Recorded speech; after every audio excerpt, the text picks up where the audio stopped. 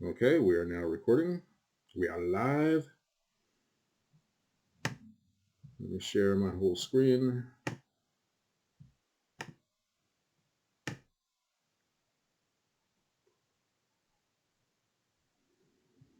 And now that I think about it, let me get... Wait, I don't have the textbook yet? No, it must be in 261.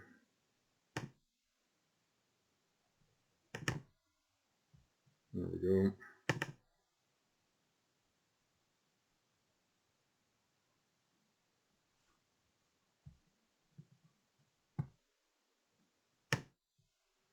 Okay, so luckily for me, I started making note of page numbers here. Chapter 10 perspective is on 358, 359.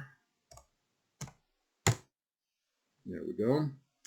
So after all the stuff about, and it was a big chapter, right? It was stuff about data normalization, about EER diagrams and so on, but there was no real scripting to be done. It was just abstractly talking about these concepts about how database works, how these relationships work, and how to think about tables and columns and so on.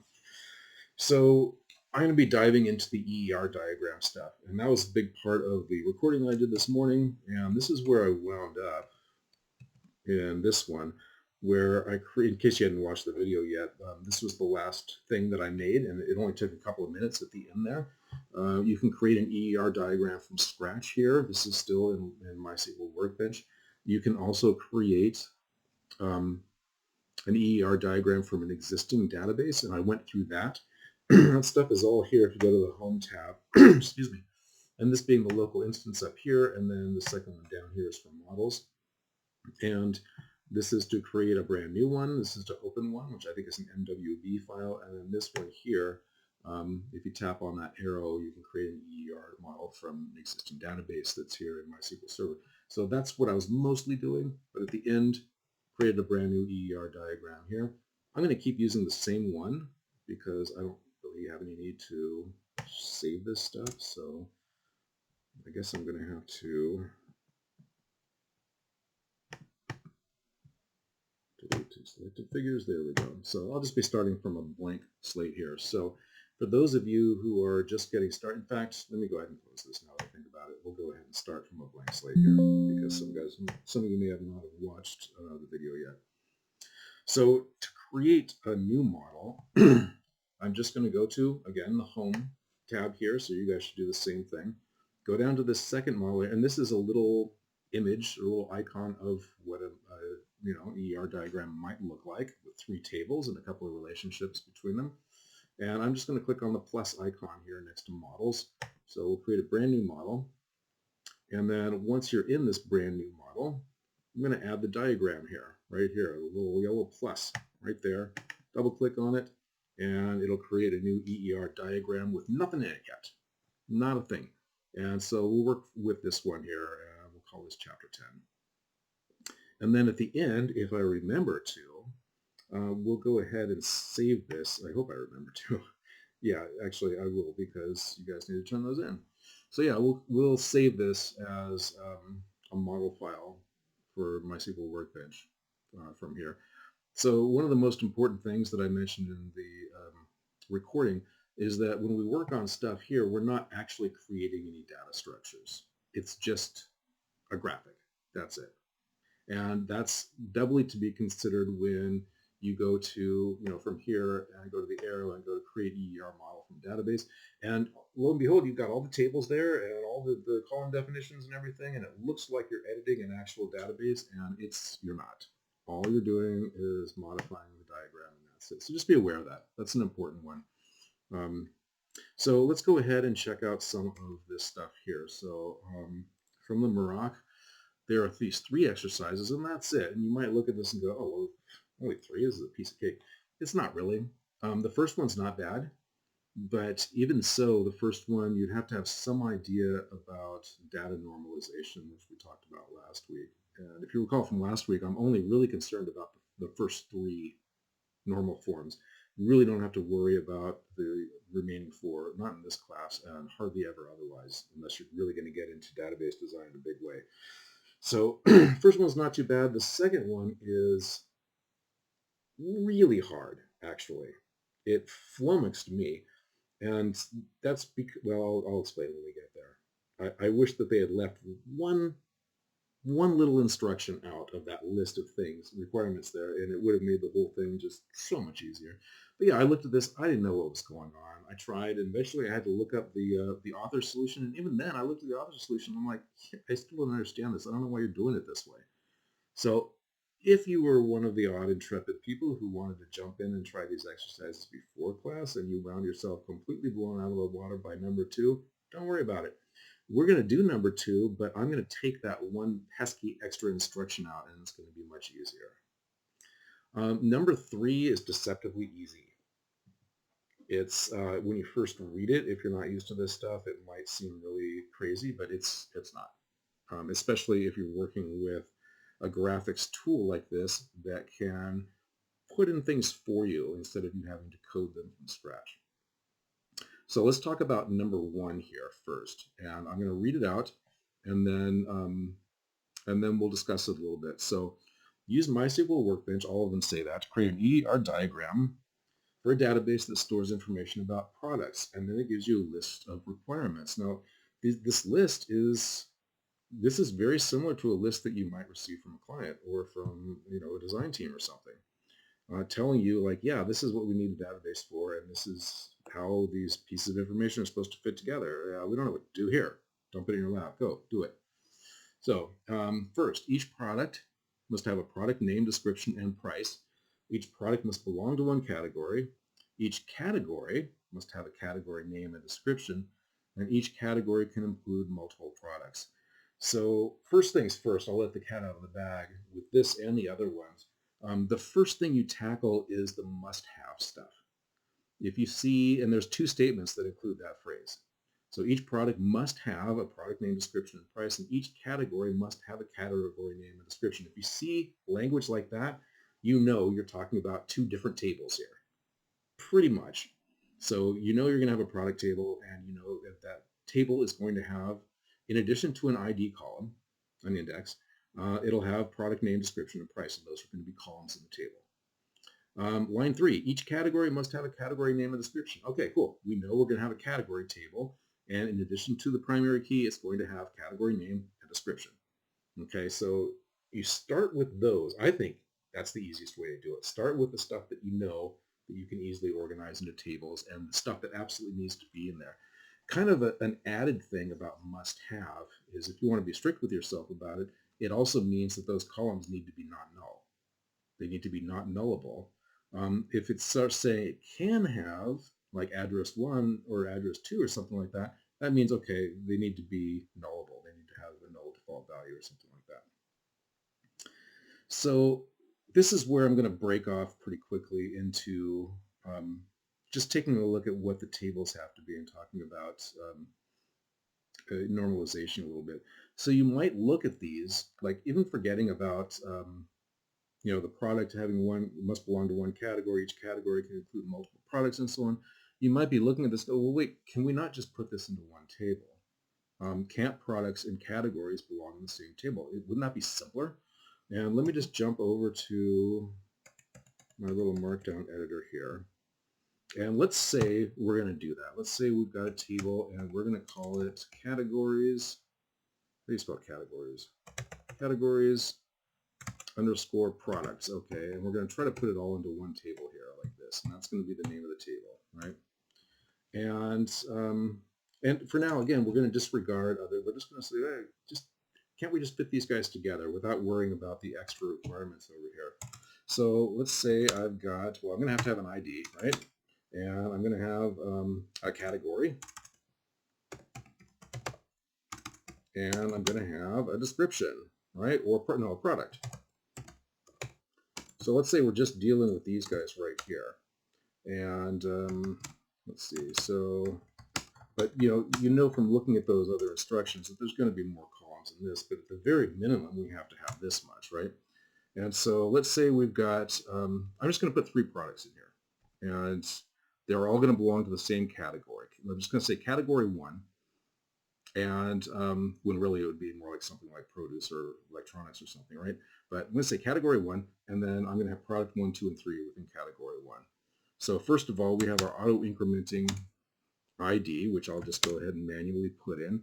And here's where we have our category 1, right? And then we have product 1. And I'm just going to do it like this. And let me go ahead and copy and paste that a few times so that we have product 2 and product 3. And of course, the auto incrementer has to increment, in this case manually instead of automatically. Okay, so yeah, it looks like, okay, cool. So I can start to build my table. I can just put them in one table, right? But remember the normalization or the normal forms here. This is breaking normal form number 2, which talks about having every column must be dependent on the primary key, right? In this case, we've got these guys that are dependent on the category.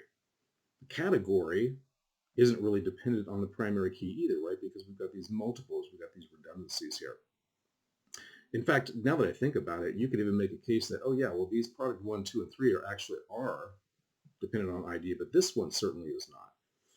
So that's when you start to get into trouble. And if that doesn't make intuitive sense to you right now, I guess the best way to become familiar with it is just go ahead and try stuff like this.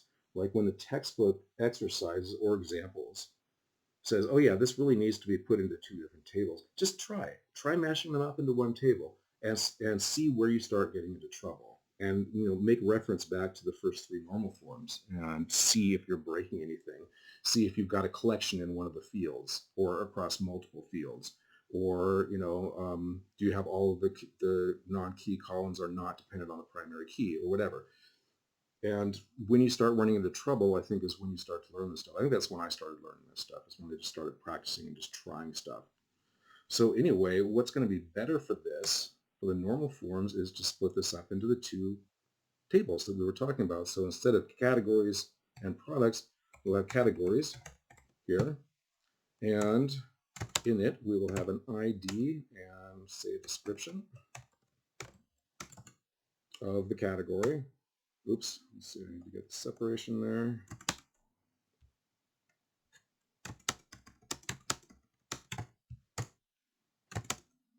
And so this one is going to be much simpler so far. Now, of course, I mean, this would continue on. We'd have category 2 after this, and like maybe product 4, 5, and 6 in that one. But for now, it's just the one category with 3 products. And here's the entire categories table. Like, that's it.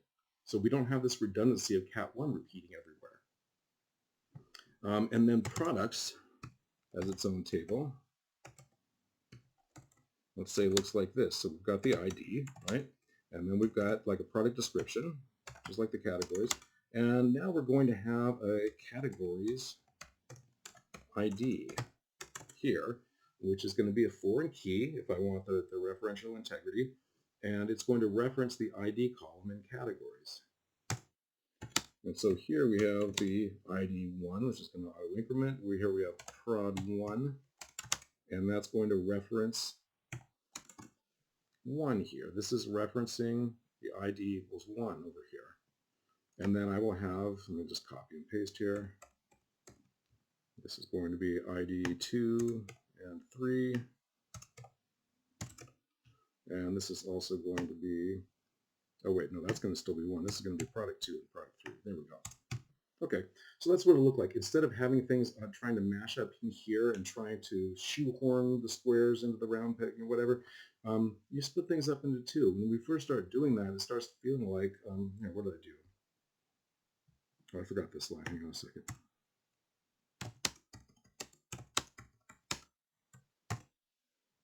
All right, one more try. I was just about to say, it looks pretty messy over there, but... It does, I know. And do let me know, by the way, when that happens. Because sometimes I'll just be looking at the code over here and I'll forget to see what it looks like renders as over here. But yeah, here's our 2 tables. When you first start to do this stuff, we talked about this last week, at first it feels like, well, I'm just making a bunch of extra work for myself. I mean, it seemed nice and tidy over here, and it's getting messier and messier as I build more and more tables. Trust me, it's so much better to split things apart into separate tables when you can, and basically, you know when to do it. when you're breaking a normal form, especially those first three. So anyway, I just wanted to do this really quick, just as a kind of like reminder, oh yeah, that's right, this is what we were talking about a whole week ago in Unit 1. So let's go ahead and take a look at this. I'm going to pop back to MySQL Workbench now. And we're going to create the tables that it's asking for. And as I said, we're going to start with the must-haves. Those are the ones that are going to be easiest to get accomplished first. And then the other ones tend to be like how the tables are going to be related to each other. Not always, but very often after you get past the must-haves. And then you get to the must-belongs and so on. So this guy right here, I'm just going to, some of this stuff like the interface, I went over a little bit in the recording. I'm just going to jump right into our icons here. Here's the guy for creating a new table right here. The only other one from this group up here that we might use is to create a new layer. There's nothing special about a layer. It just creates a kind of a group of these things so you can kind of separate them from each other, and I will have you guys do that. But layer and then table here. And then down here is where you can place the relationships between tables. So let me go over these really quick. So one-to-one means that, you know, one-to-one relationship, every entry in one table corresponds to exactly one entry in another table. And this is very unusual. I can't remember a time when I've ever done that or had anyone on my team do it or anything. It so often works out that, okay, well, if there's a one-to-one relationship, just put everything in one table. I know I've just been kind of arguing the other direction, but that's because there is like a one-to-many relationship there, right? In the example that we were just using. If it's a one-to-one, then I don't know. I'm sure there must be a need for it somewhere, or else it wouldn't exist. But I can't think of what it would be. But anyway, that's what it means. It means every entry in one table corresponds to one entry in another table. Now, there's two of these over here. There's one-to-one here, and there's one-to-one here. What in the world is the difference between those two? Well, if you might notice, this one here has a dashed line, the first one, and this third one here that also says one-to-one has a solid line. So, and if I hover over them, it'll let me know, okay, so this one is an identifying relationship and this one is a non-identifying relationship. So here's all that means. An identifying relationship, think IDs, right? Primary keys. An identifying relationship, which is this guy here, it's the primary keys that are directly referencing each other. So the primary key in one table references the primary key in another table. And in this case, one-to-one, all the entries correspond to each other right across the board. Okay, that's all that reference or identifying means. This one here, the dashed lines, is non-identifying.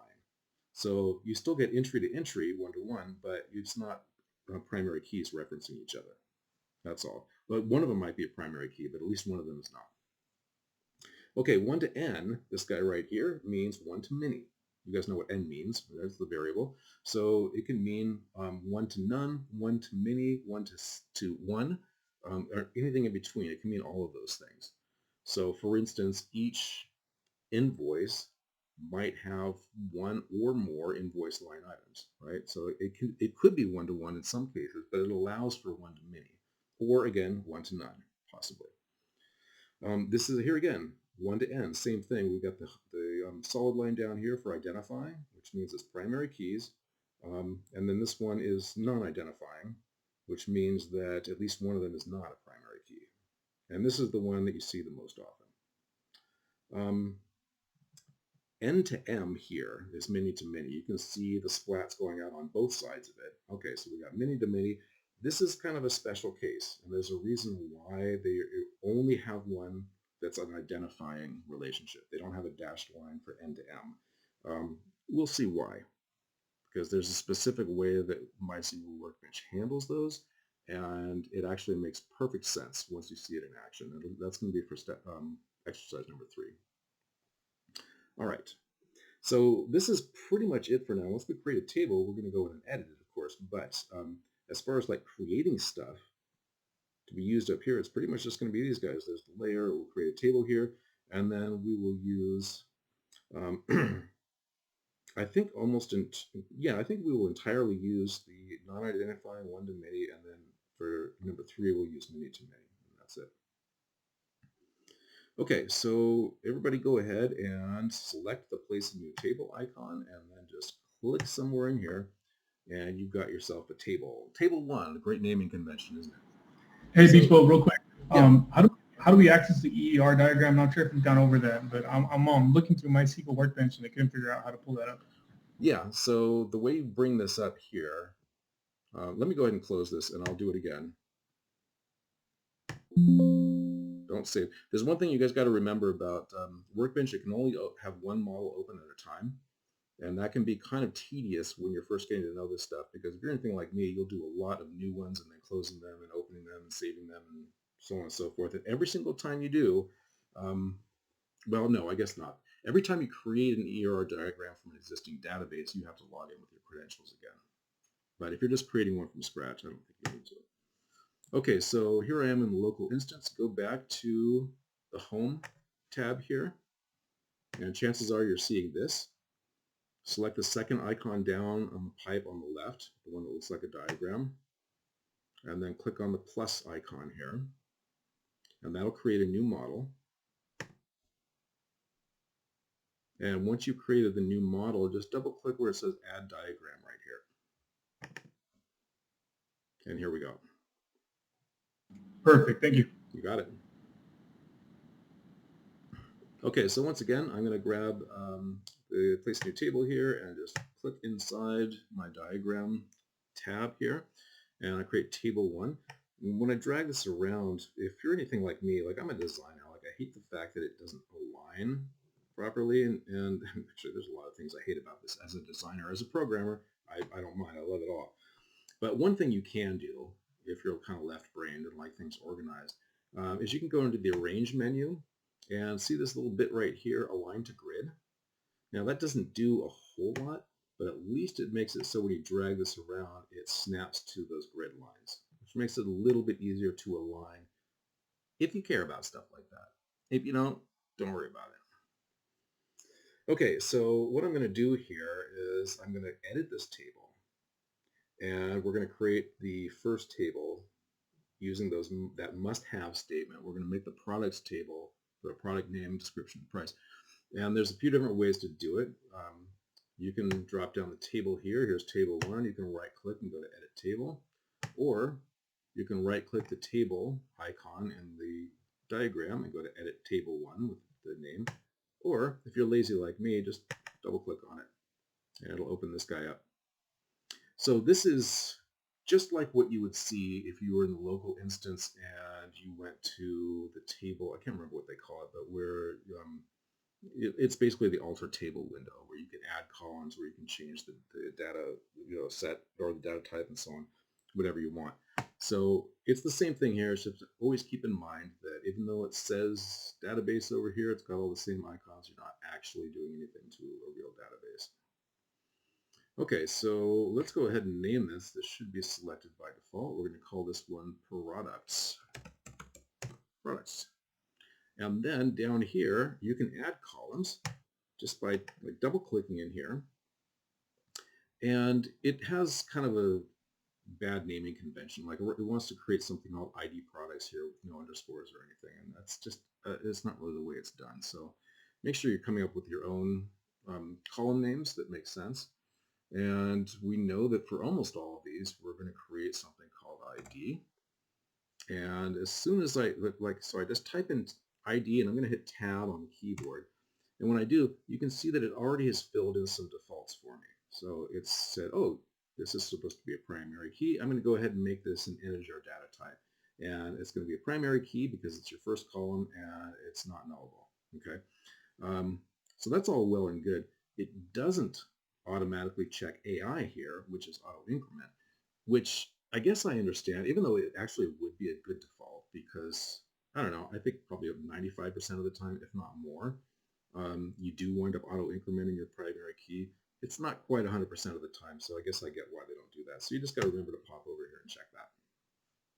So almost always you're going to do exactly like this for your first column. I think there's one in, is it the second question? No, it's one of, yeah, I guess it's the second question, second exercise that we'll think about doing something else for one of the tables. Okay, so you see the naming convention. As soon as I click down here, it's created a new column for me, and it wants to do something called products call, which again is stupid. I think that they just want to ensure that you actually come up with a name because no one would ever leave these default names as they are. So Is this a Windows product? Yeah, you're right. Yes, designed by engineers. Exactly. That makes as much sense as being engineered by designers, but the first one happens a lot more often. Okay, so what did it ask us for? So our products, we put in the ID, which is pretty much a default requirement. Okay, we got to have a product name, description, and price. Now, as far as naming here, you could call this one name, and by my own naming convention, that's what I would do. Why? Because I think it's a redundancy. So, okay, the other option would be product name, right? So I think it's a redundancy to have the same word in the column that you have in the name of the table. Personally, that's my own feeling about it, but not everybody agrees with me. But here's a counterpoint.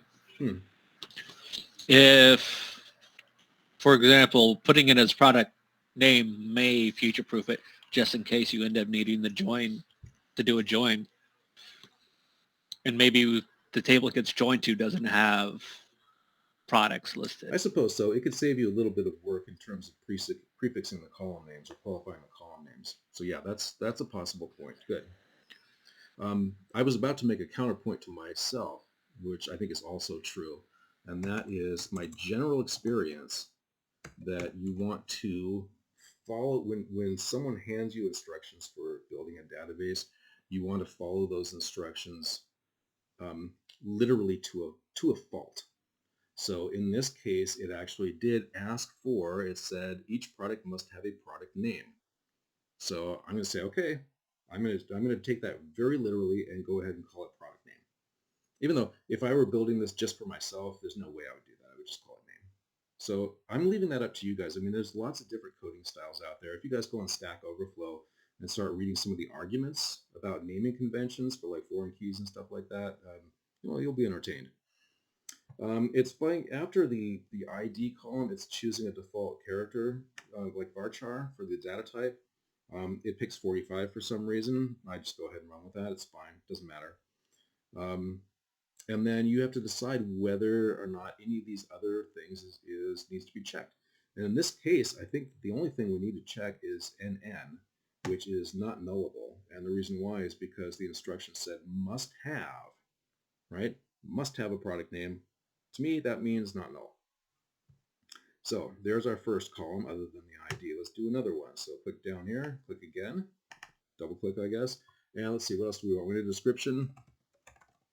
Okay, so this one I don't feel like I need to type product description because it didn't ask for it. This is also not null. Go ahead and click down and make another column still, double click, and the next one is what, price. Okay, so the price one, we're going to do a slightly different data type here. You can click where it says varchar 45 and then click again. It should give you a drop down here. Now on my Mac, it cut different configuration. It only gives me a few of these, the few most commonly used, but I guess on the Windows you get like the entire list of possibilities. So for currency, it makes sense to do decimal, which is it's like a floating point, except you specify exactly how many decimal points you want. So I think that the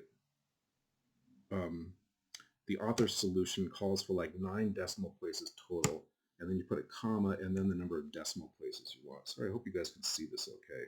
The interface doesn't really lend itself to much zooming in and out once you get out of the main window here. But here it is. So decimal 9, 2 are the 2 parameters in there, the 2 arguments. And that means 9 decimals total, and 2 of them are decimal places. And so they're not expecting to sell any product that costs more than $9 million. You know, everything costs less than $10 million. I think that's what it comes out to. So that's perfectly fine. This one is also not nullable. And so this is what you get. You get the ID. Now notice that the instructions did not ask for an ID, but you still want to get one in there, like almost always. When auto-incrementing, primary key, non-nullable, ID. And then we get the product name, varchar, description varchar, and price, decimal, on all of them not nullable.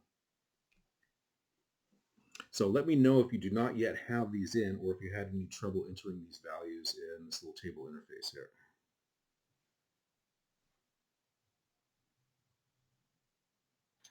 Here's Okay. a little question for you. Yeah, go ahead.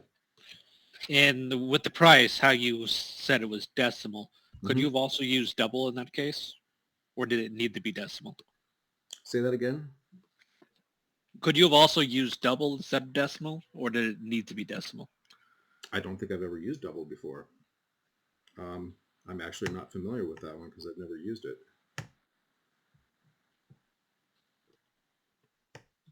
So, Came from a little bit of the programming in C++. There's float, and then oh, there there it was is. double. Yeah, no kidding. There's double. I I'm, believe, if I'm remembering the usage of double correctly, it's been a few months since I was in programming. I'm gonna have to But look it up. I've never ever used that. I've used decimal. I've used float. I've used int. I've used tiny int, which is just a 0 or 1. You can use it as a boolean. But what is it? What does double do? Do you remember? from what I recall, double has a similar usage to float, but double has a higher potential. Ah, okay. Because float has a limit. I can't remember what the limit was. But once you go over that limit, you would need to use double. And you can lose fidelity at the larger numbers, correct? For float. Yes, I believe so. It doesn't sound like something I'd be wanting to trust with currency, but yeah, I don't know. I'm gonna have to check that out. Thank you for bringing that up because I did not know it. Okay, but for now, let's go ahead and use the decimal 9,2 and these guys in here. And once you're done editing, for now, you can always get back here again. Just go ahead and close that tab. If you go ahead and edit another table, then you can have multiple tabs open here. It's fine, but obviously it's a pretty small interface. Go ahead and close that out. And then you can see, yay, look at those, it got added. Cool. So notice that this is the gold key, and that means the primary key. These guys are the diamonds. The blue diamonds mean just ordinary columns, right? They're not indexes or anything like that. They're filled in with this cyan color or blue color, and that means they're not null. They would be empty diamonds, right? Just the outline without the fill if they were nullable. Let's see, let's go ahead back properties here with this guy selected and go to indices expanded and just click that and type T for true, and it drops down the indexes, or if you're a little bit lazier, you can just drop it down like this. Oops, didn't mean to double click on that. Hang on a second. There we go. So indices, they're basically the keys. And right now there's a primary key, no foreign key, nothing like that. Okay, cool. So here is our products, for now at least. Let's go ahead and do the other table that we can specify the must-have arguments for. So once again, place a new table, click somewhere over here. Actually, it doesn't matter right now where they go. Once you establish the relationships between them, that's when you might visually try to organize them a little bit. So here's table 1. Notice that was the name of this guy before we renamed it. And let's double click or right click, whatever. We're going to call this one, what do we have now? Categories. And we'll do the same thing that we just did. So go down under column name here, give it a double click. It wants to call it ID categories. Let's just call it ID. And it's going to fill in int, primary key, not null. Go ahead and add auto increment. And then the other columns, I think there are 2. Each category must have a category name and description. So let's go ahead and name them. I'm going to do the literal thing again. Category name with the underscore. Varchar is fine. Everything's fine. Just go ahead and add the not null. And then one more down here. And the next one is what? Description again. There we go. And once again, varchar is fine. It will do not nullable. And that is the end of this one already. We only had 2 other columns to add to the ID.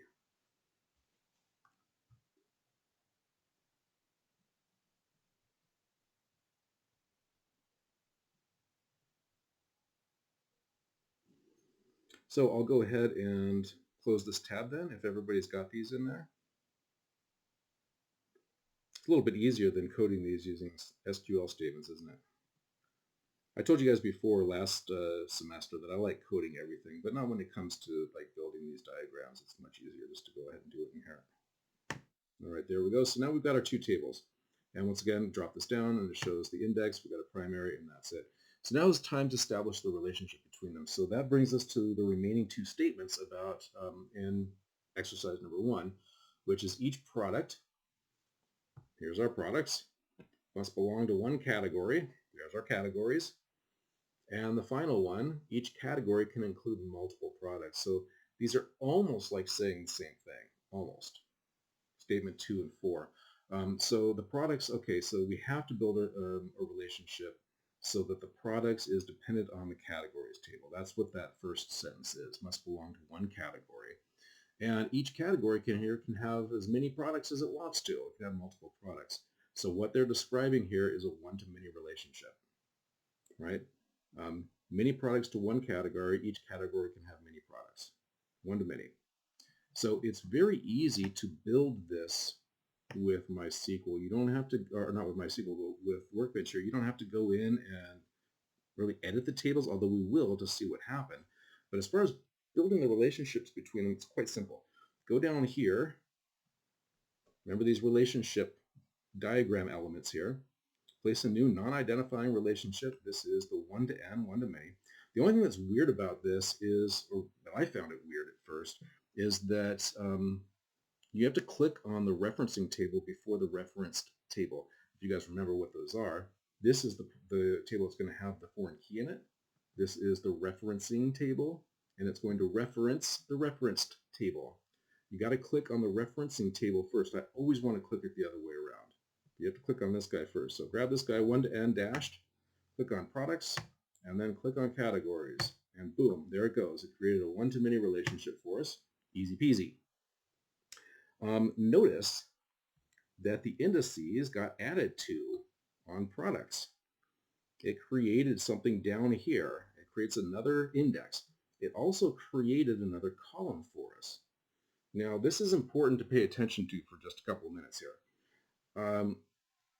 The column that it created is called Categories ID.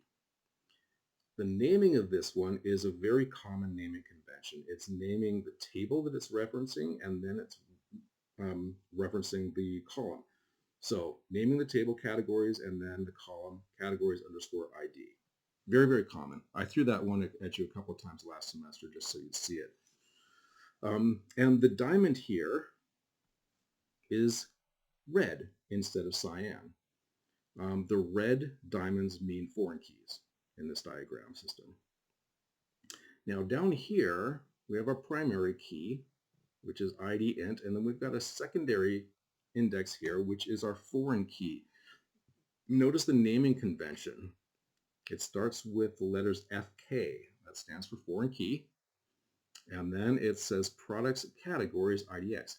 Products is this table, the referencing table. Categories is the reference table name over here. So the column name that got added does the reference table and then the ID. The actual foreign key references the current table and then the reference table. IDX just means index. So this is important for a number of reasons. One, naming conventions, like what I just gave you, and I'll repeat it several times because this is what you're going to see over and over again. And these are the coding styles that you should really develop in your own work. Naming things like this, pretty much. There are some differences here and there, but this is more or less what you want to do. Some people, by the way, get much more verbose with this one down here.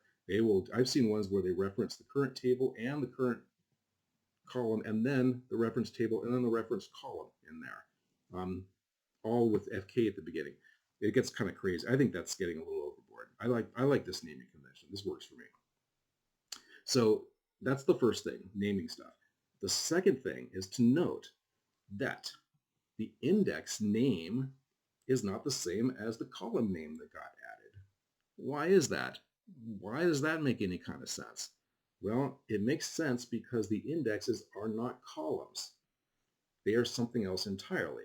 The column here is the thing that holds the data. The key, the foreign key, is the index for looking stuff up in the table, in this case across two tables. Notice that the primary key also was not called ID, right? ID is the name of the column, but primary is the name of the primary key, just like this is the name of the foreign key. So it's important to realize that. And if we were to go in, like double click on this and go into like some of this stuff here and go to like foreign keys, and we see this here too. Like it's called F-key product categories. And it's actually named something slightly different than what it shows up here without the IDX. You don't have to worry about that. But again, the basic naming convention is FK for foreign K, then the current table, and then the reference table. And it does not say categories ID. It's got the actual foreign key name. So just as long as you're aware of that. And I think that we have done it now for the first one.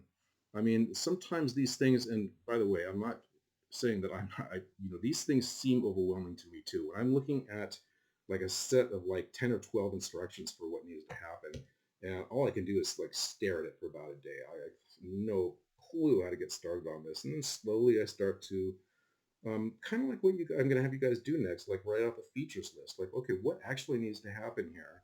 And then can I break this down into English language that makes sense to me logically? And then once I do that, okay, can I separate out like the must-haves from the rest of the statements? And that's when I slowly start to congeal like, okay, this is what tables we need, and this is how they're going to start to fit together and so on. But it can be a slow piecemeal process. It really can. But this is all that needs to happen for the first one. We're done with exercise number 1. Now, it's a little bit more complex if you're doing this stuff in SQL, but it's not too bad. I mean, adding a foreign key to a table, basically just adding it like you do an alter table and tell it the table name. I do it in the recording, so you guys can watch that. Add constraint and tell it what kind of constraint, foreign key, tell it what column. You have to have a column in that case. In this case, we didn't even need to have a column before creating the relationship because, the model did it for us. But if you're doing it from scratch in an SQL, then you got to have a column, and then you can use that to reference a different table with that column and so on. It's not hard to do. Much harder, I think, is conceptualizing this stuff. So to get these separated out, and so that we don't have to do a different model for each of these, I'm going to do a layer. So place a new layer at selected area. So just go ahead and click here and then click. And let's see, do I need to drag? I guess I do. Hang on a second. I didn't realize that. I think on the Mac you can just click. So I'm clicking on this layer and then click and drag across these guys. Let's see if this does it. Yeah, there we go. So it creates a new layer. And then, if I drag the layer around, the tables will go with it. The layer doesn't do anything. It's not part of the EER diagram. It's not necessary. It's just kind of a way to organize things. So I'm going to have you guys do that, at least for this one. And then where it says new layer, I can double click on it and edit the name just like I can with the database or the tables. And, I'll just call this number 1, or maybe exercise 1 or something like that, whatever makes sense to you, right? So there's our number 1. That's really all that those layers are good for, as far as I know, right? So there's the first one. Okay, now, any questions about that one or how it turned out? Okay, cool. Let's do the hard one. So number 2, let's see, I'm a designer. I'm going to keep fudging with this if I let myself. Let's get rid of that. Okay, number 2, use MySQL Workbench to create an ER diagram for a database that stores information about customers this time. So before we had categories and products, now we've got customers. So here are our statements. Each customer must have an email address, first name, and last name. Okay, so what did we say last time about must-have statements, right? As soon as you see like that with a must-have and then a list of things, you're talking about a table with columns plus an ID. So, okay, that one we got. I know what the customer table is more or less going to look like. I've already got that one from the first statement there. Second statement, each customer can have 2 or more addresses. Okay, so that's starting to sound like a one-to-many relationship, maybe. Maybe there's a customers table that has the email address, first name, and last name, and then a one-to-many relationship with an addresses table, since each customer can have more than 1 or more than 2. Each customer can have a default billing address and a default shipping address. Don't know what to do with that one. Each address must have, okay, so here's another must have, right? This is statement number 4. Each address must have, here, I should go ahead and bring this up here, sorry. Here we go. So this is the one that I find so confusing that I just read. Each customer can have a default billing address and a default shipping address. Fourth statement, each address must have a street address, city, state, postal code, and country. Okay, that sounds simple too, right? It's another must-have statement, so I'm going to have an address tables here. We already kind of figured that. And it's going to have those columns in it plus the ID. What's going to throw a monkey wrench into this one is each country name. So it says country has to be in addresses, but then each country name should be stored in one place only. So these kind of things, statements like this, need to give you a pause, because this is what's going to throw you for a loop if you're not ready for it. Basically, I could have an address table with all this stuff in it, but that won't work because the country name can only be stored in one place, right? So there may be, I don't know, 15 or 20 addresses in Finland, right? They must have at least that many people there, right? But I couldn't have like all those entries say Finland in address because they're given specific instructions here. I cannot repeat any country name. So that means I'm looking at a third table just for the countries. Shouldn't store the name of the country, which may be many characters, in the address. So yeah, it's telling us flat out, don't put this in the address table. So we're looking at 3 tables on this one. So we'll have the customers table and the addresses table, and those are the easy ones. We'll start with those, but we'll leave country out of the address, and then we'll figure out what to do about the countries. It's this thing right here, this third statement. Sorry, it selects the whole PDFs really need to be improved. But anyway, yeah, each customer can have a default billing address and a default shipping address. This threw me for such a loop. I can't even tell you. I did finally figure it out, and it's actually not that complicated, and I really should have known what they were talking about from the beginning. But it has to do with a two-way reference, so that customer, like addresses is referencing customers, as you might expect, but then it turns around and has 2 columns in customers that are also turning around and referencing addresses. And it's circular, and I'm just going to leave that out of it, okay? So you guys just leave that statement out. Statement number 3, we're going to ignore it. And it doesn't break anything else for us to do that. So let's just forget about that little piece there. I wish they had. So let's do the easy stuff first. We'll create customers, and then we will create addresses with the stuff that we know, and then we'll see what we have to do about that troublesome countries bit. Okay, so here it is. Place a new table. Kabam. There it is.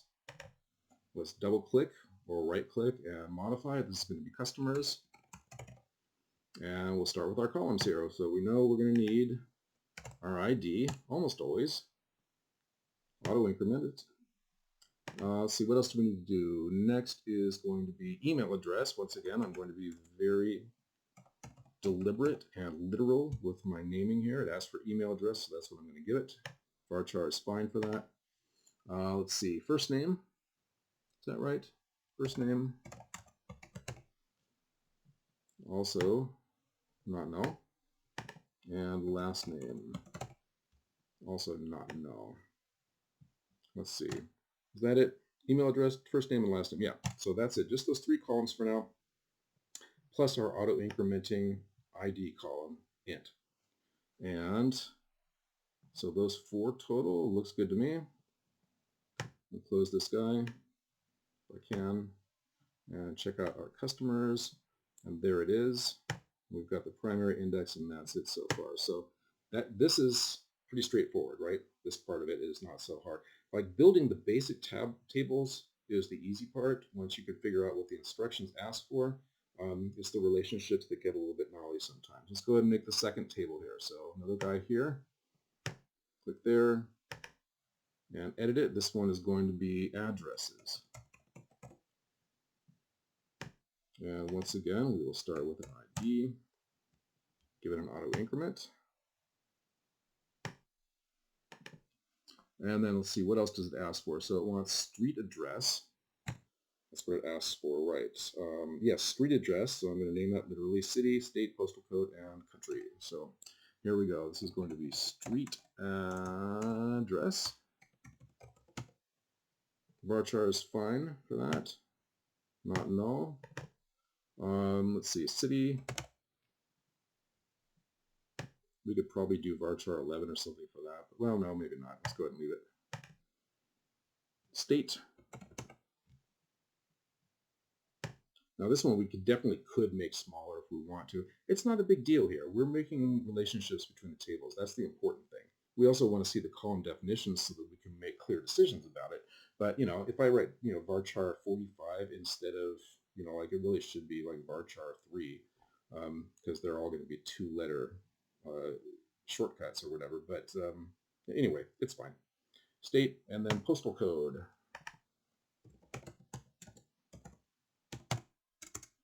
Now, I wrote in my notes varchar, but that doesn't really make much sense, does it? Well, it actually does, because it might come in multiple formats, right? You've got the 5-digit zip code, but then you've also got the 9-digit zip code with the dash in it, which may or may not be included in entries. So I'm just going to leave that as varchar too. I would question that, like maybe some kind of integer with formatting might be best, but let's leave it this way for now. Okay, let's see. Can I make this? I cannot make that any bigger. Okay, well, this is what we got. 5 columns total. So we got the ID, which was not asked for, but we know to put it in there. Street address, city, state, postal code, and they are all varchars and they're all not nullable. And I think that'll do it.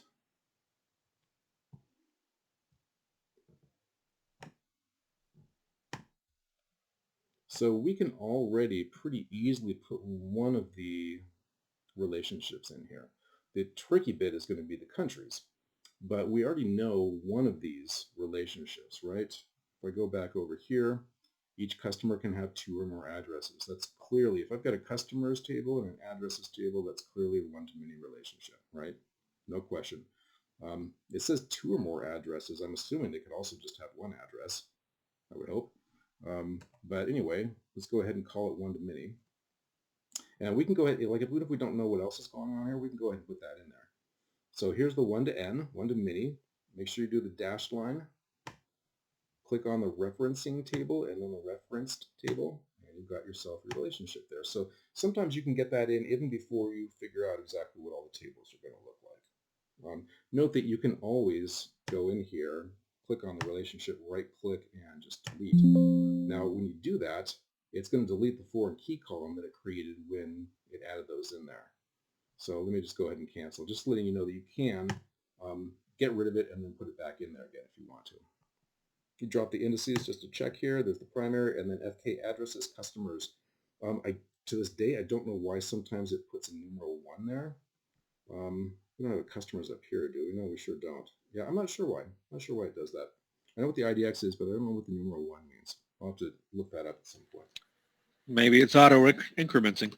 Maybe, but I think 1 is the only numeral I've ever seen on those. I don't think I've ever seen it go up to 2 that I can recall. But yeah, maybe. You know what? I bet it could be somebody in the code for all this left a number in somewhere, so it does that, even though it doesn't need to. Yeah, you guys know that happens, right? That sort of thing happens more often than we care to think about. It didn't break the program, but it left something in there. Yeah, a little bit of spaghetti. Okay, so what we need to do now is we need to figure out the countries. So let's see what our instructions say. Again, I'm going to ignore the highlighted one here. So country is one that we would have added to addresses, except that it's got to be in its own table. So the country name should be stored in one place only. And so another table. Let's think about the relationship. It's going to have a relationship with addresses, right? It's not going to have a relationship directly with customers.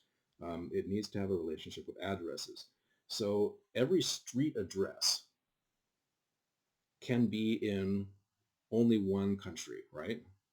Like I don't think you can have a street address which is in more than one country. So it's definitely, in one going that direction, countries to addresses, but or addresses to countries. But let's see, you can definitely have more than one address for each country, right? So if we create a countries table over here, the relationship between them is just like this one is one to many. It's going to be one to many, one country to many addresses, right? Since you can have many different addresses in Finland or the United States or whatever. So it's going to be one of those. So let's go ahead and create the table here. Please excuse my dog. So here we go, new table, and click that over here. And let's call this one countries. And so we're going to put our our primary key here, but let's do something a little bit different. So we could do ID and have it auto-incrementing the way we've done for all of our other tables, and which we will do for all of our other tables today. But there is another possibility here, and I think that the author does this, and I thought it was a cool idea. Instead of putting ID in an auto-incrementing, what about putting in the country code? Because each country has its own unique code, right? And that code is not the same as it is for any other country in the world. So we can put that in here and just have it be a primary key and not null, but not have it auto-increment. So actually, here's a case where I was saying, yeah, you don't see that very often where it's not auto-incremented, but we're going to actually do one. So let's do country code. Oops. Like that. Or if you wanted to, you could just type in code, but I think country code is the way it's most oftenly said in English, so that's probably the way you would want to put it. And then, okay, so what do we want to have here? So varchar, I don't know what's a varchar. It's probably some small amount. I think that it's only like 5 characters or something. Let's do varchar here and then just call it varchar 5. I'm pretty sure that will work. I think that's what the author does. So some smaller variable character string. And then it is a primary key and it's not nullable, but it's not going to auto-increment, right? These are going to be specific country codes, not 1, 2, 3, 4, 5, 6 integers. So there is probably the first time we've seen, or at least the first time we created, a different kind of primary key than just the auto-incrementing variety. Although there's a couple of tables in the EP database do this. So anyway, country code, and then what else do we need to have in there? Let's see again. Well, we got to have the country name, right? Country name, there it is. Country name should be stored in one place only, even though it says country there. So really you could pick either one. I'm going to go ahead with country name. And that'll be varchar 45, and it'll be not null. And that's it. So that's it for this guy right here. So I just have the country code and primary key and not null. And once again, if you did ID, primary key, not null, and auto increment, that would do the same thing. That would be fine. But it's kind of cool to have this instead, I think, once in a while. So there it is, just the 2 columns, one of them the primary key. Here it is. We decided that countries to addresses is a 1 to many, just like customers to addresses is a 1 to many. So let's go ahead and do it. Here's our 1 to n dashed line. Click on the referencing table, click on the referenced table, and there we go. So we've got something here. And wait a minute, I did this the wrong way around, didn't I? I'm Control Z that. This is the referencing table, not this one.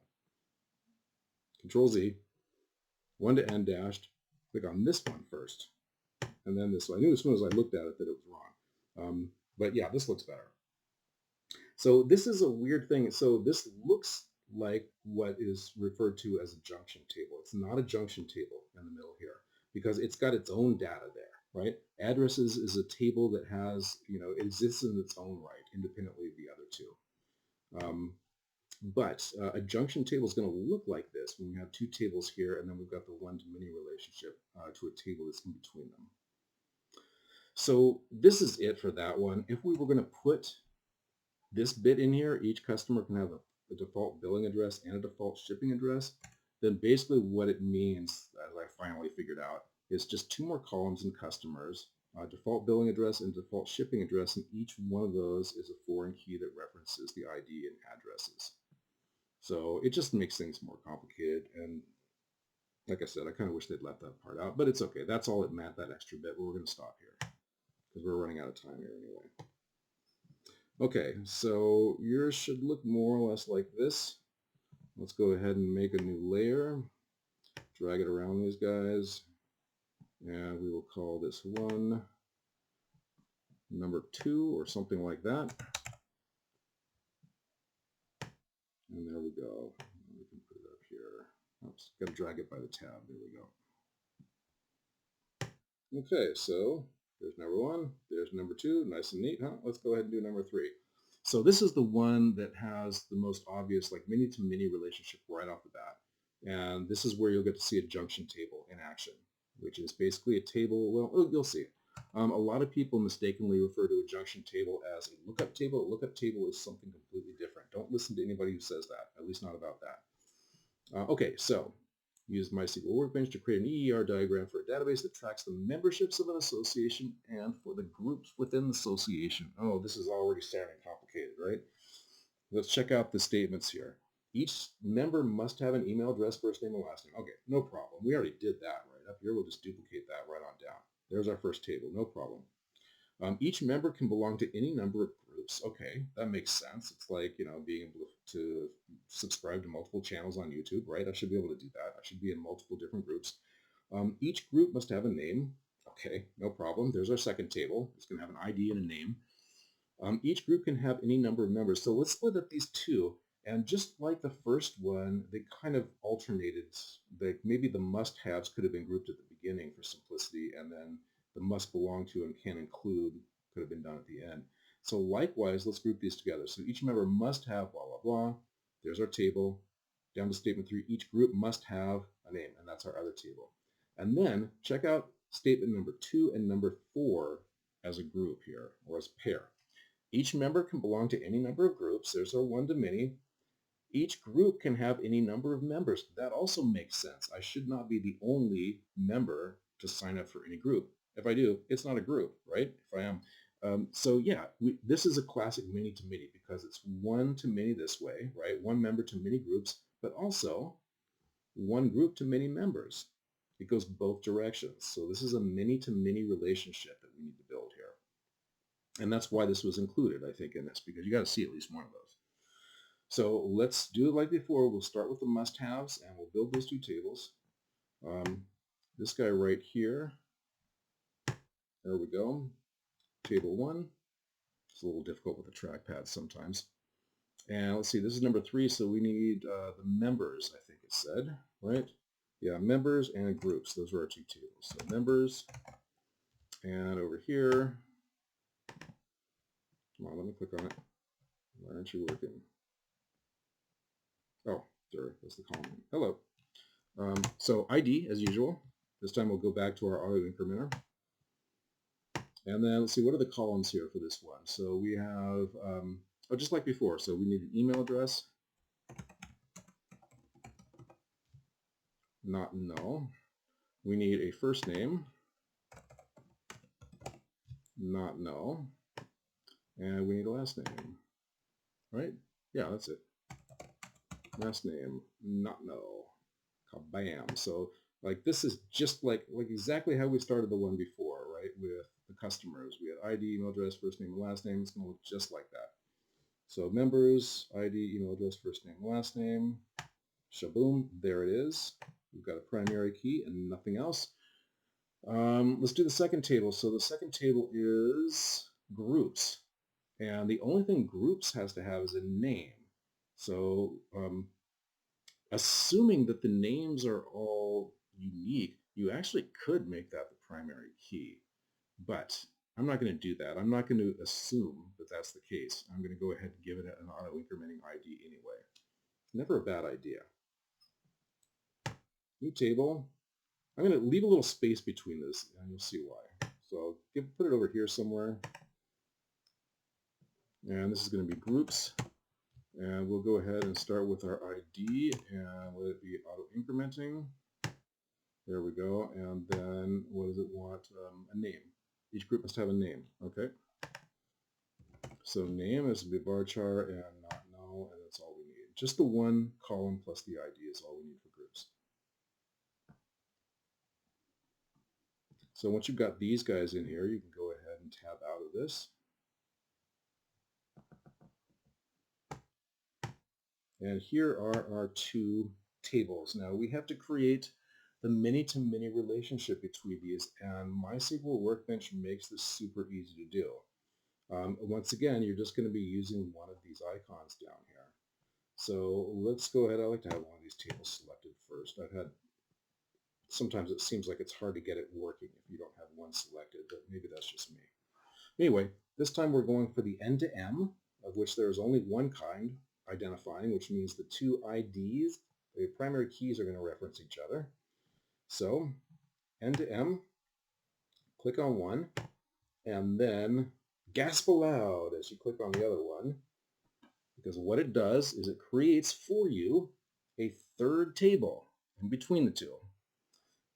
This is the junction table.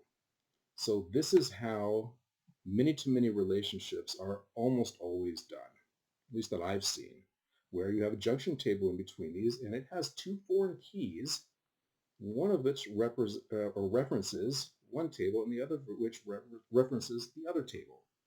And that's how you get these things set up. That's how you do a many-to-many relationship. So remember I was saying that this one superficially resembles a junction table. And that's why, because I had one-to-many over here and one-to-many over here. This has the same thing. But in this case, unlike this one, groups has members. It doesn't have any data of its own, right? This one does. Address does. It's got plenty of data of its own. This table here doesn't have any reason for existence other than to be a junction to connect these two together in a many-to-many relationship. That's what makes it a junction table. So chances are you guys will not need this in your projects, but you might. You never know. I'm going to make a layer around these guys. Go ahead and drag over those. Align it if you will. And do name it something other than just new layer. I'm going to call this one number 3. And I am done creating my EER diagrams for chapter 10. Any questions about the many-to-many here? I mean, this one was the most complex one to solve, but this one might be the weirdest one if it's your first time looking at it.